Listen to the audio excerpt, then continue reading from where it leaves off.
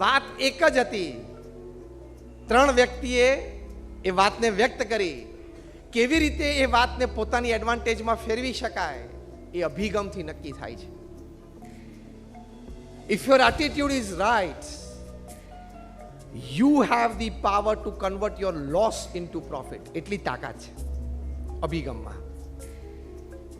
એટલે અભિગમ હંમેશા સવડો રાખવો, ઊંચો રાખવો, એનો પહેલો મોટો લાભ આ છે.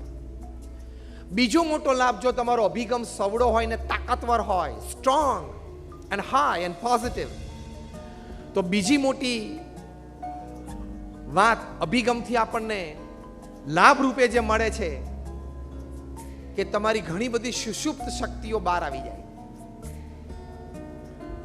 અભિગમ સવડો હોય ને તો તમે પરિસ્થિતિ કે સંજોગ એના ભાર નીચે દબાઈ ના જાઓ કે ના લડી લેશું, થઈ જશે, નહીં વાંધો આવે. આવું પહેલા એક વખત બનેલું અને આપણે બહાર નીકળી ગયા હતા, લેટ્સ ગો.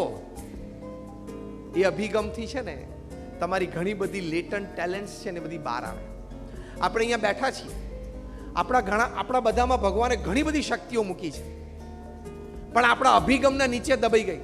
મને ના ફાવે, મારું આ કામ જ નહીં, તું રહેવા દે, તું મને આ પ્રોજેક્ટમાં લઈ ના જઈશ, મને આ નહીં ફાવે.